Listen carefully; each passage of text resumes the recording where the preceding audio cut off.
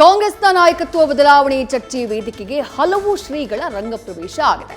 CM ಕುರ್ಚಿ ಕಾಳಗಕ್ಕೆ ಸ್ವಾಮೀಜಿಗಳು entry ಪಡೆದಿರೋದು ಕುರ್ಚಿ ಕಿಚ್ಚಿಗೆ ತುಪ್ಪ ಸುರಿದಾಗ ಆಗಿದೆ. ಸಿಎಂ ಸಿದ್ದರಾಮಯ್ಯ ಪರ ಒಂದು ಟೀಮ್ ಫೀಲ್ಡ್ಗಿಳಿದ್ರೆ ಡಿಕೆಶಿ ಪರ ಮತ್ತೊಂದು ಟೀಮ್ ಅಖಾಡಕ್ಕಿಳಿದಿದೆ. ಹಾಗಿದ್ರೆ ಯಾರು ಏನೇನಂದ್ರು ನೋಡೋಣ ಬನ್ನಿ.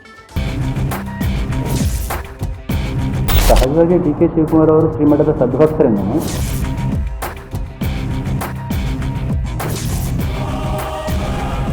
ಒಂದು ಭರವಸೆ ಇದೆ, ಹಾಗೆ ಆಗುತ್ತೆ ಅಂತ. ಆದರೆ ಭಕ್ತ ವರ್ಗದಲ್ಲಿ ಮಾತ್ರ ಒಂದು ಕೂಗಿದೆ ಇದೆ.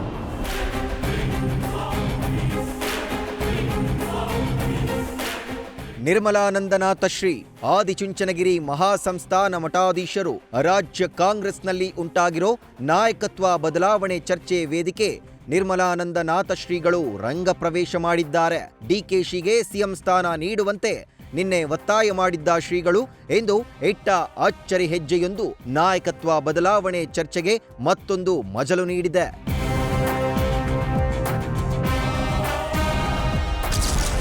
ನಿರ್ಮಲಾನಂದ ಶ್ರೀ ನಡೆ ಬಗ್ಗೆ ಭಾರೀ ಕುತೂಹಲ. ದಿಢೀರ್ ದೆಹಲಿ ದಾರಿ ಹಿಡಿದ ನಿರ್ಮಲಾನಂದ ಶ್ರೀ. ನಿನ್ನೆ ಡಿಕೆಶಿ ಸಿಎಂ ಸ್ಥಾನ ನೀಡಬೇಕು ಎಂದು ಒತ್ತಾಯಿಸಿದ ನಿರ್ಮಲಾನಂದ ಶ್ರೀಗಳು ಎಂದು ದೆಹಲಿ ದಾರಿ ಹಿಡಿದಿದ್ದಾರೆ. ಶ್ರೀಗಳ ಈ ನಡೆ ಭಾರೀ ಕುತೂಹಲವನ್ನ ಮೂಡಿಸಿದೆ.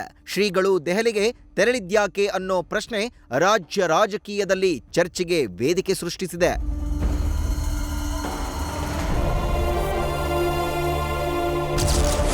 ನಿರ್ಮಲಾನಂದ ಶ್ರೀ ನಡೆಗೆ ಕಾಗಿನೆಲೆ ಸ್ವಾಮೀಜಿಗಳ ಕೌಂಟರ್. ಡಿಕೆಶಿ ಪರ ಒಕ್ಕಲಿಗ ಸಮುದಾಯದ ನಿರ್ಮಲಾನಂದ ಶ್ರೀ ಹೇಳಿಕೆ ನೀಡಿರೋ ಬಗ್ಗೆ ಕಾಗಿನೆಲೆ ಶಾಖಾ ಮಠದ ಸಿದ್ದರಾಮಾನಂದ ಮಹಾಪುರಿ ಸ್ವಾಮೀಜಿ ಅಸಮಾಧಾನವನ್ನ ವ್ಯಕ್ತಪಡಿಸಿದ್ದಾರೆ. ಅಲ್ಲದೆ ಇಂತಹ ವಿಚಾರದಲ್ಲಿ ಮಠಾಧೀಶರು ಮಧ್ಯ ಪ್ರವೇಶಿಸಿ ಗೊಂದಲ ಮಾಡೋದು ಸೂಕ್ತವಲ್ಲ ಅಂತ ಸ್ವಾಮೀಜಿ ಹೇಳಿದ್ದಾರೆ. ಈ ವಿಷಯದಾಗೆ ಮಠಾಧೀಶರು ಮಧ್ಯಪ್ರವೇಶ ಮಾಡೋದು ಸೂಕ್ತ ಅಲ್ಲ. ಈಗಾಗಲೇ ಅವರು ಕಾಂಗ್ರೆಸ್ ಆ ಪಕ್ಷದ ನಾಯಕರು ಚರ್ಚೆ ಮಾಡ್ತಾ ಇರೋ ಸಂದರ್ಭದಲ್ಲಿ ಅವರು ಎಲ್ಲರ ಅಭಿಪ್ರಾಯ ತಗೊಂಡು ಸೂಕ್ತವಾದಂಥ ತೀರ್ಮಾನವನ್ನು ಮಾಡ್ತಾರೆ.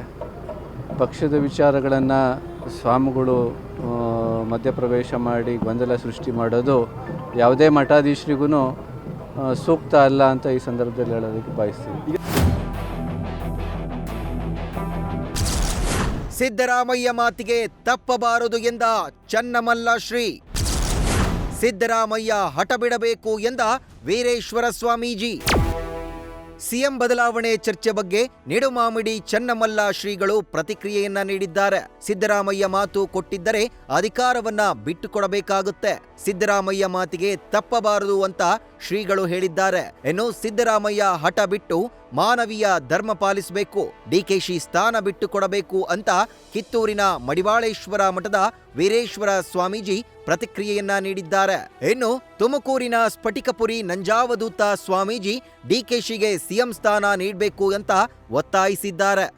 2.5 ವರ್ಷದ ನಂತರ ಅರ್ಧ ಅವಧಿಗೆ ಡಿ.ಕೆ. ಶಿವಕುಮಾರ್ ಅವರನ್ನ ಮುಖ್ಯಮಂತ್ರಿಗಳನ್ನಾಗಿ ಮಾಡ್ತೇವೆ, ನಿಮ್ಗೆ ಅವಕಾಶ ಕಲ್ಪಿಸ್ತೇವೆ ಅಂತ ಹೇಳಿ ವರಿಷ್ಠರು ಮಾತು ಕೊಟ್ಟಿದ್ರೆ, ಖಚಿತ ಭರವಸೆ ನೀಡಿದ್ರೆ, ಅದಕ್ಕೆ ಸಿದ್ದರಾಮಯ್ಯನವರ ಸಹಮತ ಇದ್ದಿದ್ರೆ ಖಂಡಿತ ಶಿವಕುಮಾರ್ ಅವರಿಗೆ ಉಳಿದ ಅವಧಿಗೆ ಮುಖ್ಯಮಂತ್ರಿ ಸ್ಥಾನವನ್ನ ಕೊಡಬೇಕಾಗುತ್ತೆ.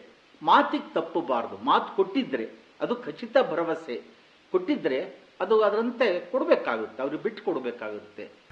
ಡಿ.ಕೆ. ಶಿವಕುಮಾರ ಮೊದಲ ಸರ್ಕಾರ ಕೊಟ್ಟಿದ್ದ. ಸರ್ಕಾರ ಕೊಟ್ಟಾಗ ಸಿದ್ದರಾಮಯ್ಯ 2.5 ವರ್ಷ ಮುಖ್ಯಮಂತ್ರಿ ಆಗಿಲ್ಲ. ನನ್ನ ಹಂಗಪ್ಪ ಅವು ಅಂತ ತಿಳ್ಕೊಂಡ, ಅವೊಬ್ಬ ಸ್ಥಾನಕ್ಕೆ ಒಂದು ಒಳ್ಳೆ ಸ್ಥಾನಕ್ಕೆ ಬರಲಿ ಅಂತ ತಿಳ್ಕೊಂಡ ಖುಷಿಯಿಂದ ಮನಸ್ಸಲ್ಲೇ ಕುರ್ಚಿ ಬಿಟ್ಟು ಕೊಟ್ಟ ಅಂತಾರೆ. ಜನರಲ್ಲೂ ಕೂಡ ಒಂದು ಒಳ್ಳೆಯ ಮನೋಭಾವ ಅವನನ್ನು ಬರ್ತೈತಿ. ಇಲ್ಲಂತಂದ್ರೆ ಭ್ರಷ್ಟ ಸಿದ್ದರಾಮಯ್ಯ ಅಂತಕ್ಕಂಥ ಒಂದು ಮಾತು ಬರ್ತೈತಿ. ಯಾಕೆ ಇಷ್ಟೊಂದು ಶಿವಕುಮಾರ್ ಮುಖ್ಯಮಂತ್ರಿ ಆಗಬೇಕು ಅನ್ನೋ ಒಂದೇ ಕಾರಣಕ್ಕಾಗಿ ಇಷ್ಟೊಂದು ವಿರೋಧಾಭಾಸ, ಇಷ್ಟೊಂದು ಚರ್ಚೆಗಳು ಏನು ಅವಶ್ಯಕತೆ ಇದೆ? ಹಾಗಾದ್ರೆ ಪಾಪ ಆ ಪಕ್ಷ ಸಂಕಷ್ಟದಲ್ಲಿದ್ದಾಗ ತನ್ನೆಲ್ಲವನ್ನೂ ತ್ಯಾಗ ಮಾಡಿಕೊಂಡು ಎಲ್ಲ ಸಂಕಷ್ಟ ಸವಾಲುಗಳನ್ನ ಎದುರಿಸಿಕೊಂಡು ಶಿವಕುಮಾರ್ ಆ ಪಕ್ಷಕ್ಕೆ ತನ್ನದೆಲ್ಲವನ್ನು ಕೂಡ ಕೊಡುಗೆ ಕೊಟ್ಟು ಈ ಒಂದು ದೊಡ್ಡ ವಿಜಯಕ್ಕೆ ಆತನ ಕಾರಣಕರ್ತರಲ್ವೇ? ಯಾಕೊಂದು ಇಷ್ಟೊಂದು ಚರ್ಚೆಗೆ ಅವಕಾಶ ನೀಡ್ತಾ ಇದ್ದಾರೆ ಇವರೆಲ್ಲ ಅಂತಲೇ ನಮ್ಗೆ ಅರ್ಥ ಆಗ್ತಾ ಇಲ್ಲ.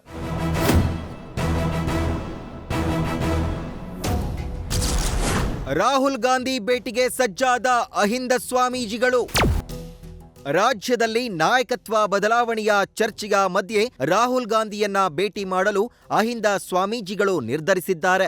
20ಕ್ಕೂ ಹೆಚ್ಚು ಸ್ವಾಮೀಜಿಗಳು ರಾಹುಲ್ ಗಾಂಧಿ ಭೇಟಿಗೆ ಸಮಯ ಕೇಳಿದ್ದು, ಸಿಎಂ ಸಿದ್ದರಾಮಯ್ಯರನ್ನ ಕೆಳಗಿಳಿಸಿದ್ರೆ ಹೋರಾಟ ಮಾಡೋ ಎಚ್ಚರಿಕೆಯನ್ನು ಸಹ ನೀಡಿದ್ದಾರೆ.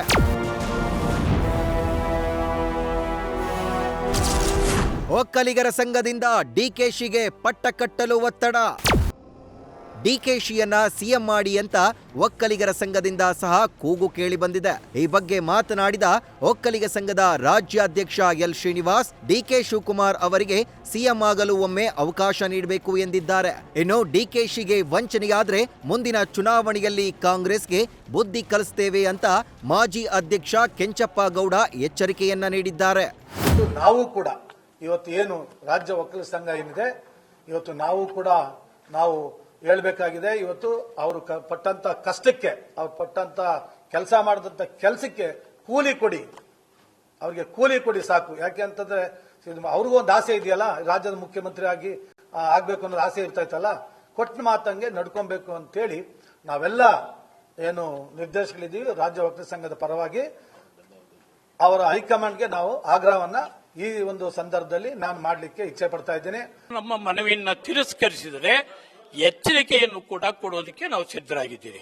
ಯಾವ ರೀತಿ ಎಚ್ಚರಿಕೆ ಅಂದ್ರೆ, ಮುಂದಿನ ಏನು ಚುನಾವಣೆಗಳಲ್ಲಿ ನಾವು ಕಾಂಗ್ರೆಸ್ ಪಕ್ಷಕ್ಕೆ ಏನು ಪಾಠ ಕಲಿಸಬೇಕು ಆ ಪಾಠವನ್ನ ಕಲಿಸೇ ತೀರ್ತೀರಿ ಅನ್ನೋ ಒಂದು ಎಚ್ಚರಿಕೆಯನ್ನ ನಾವು ಕೊಡ್ತೀರಿ.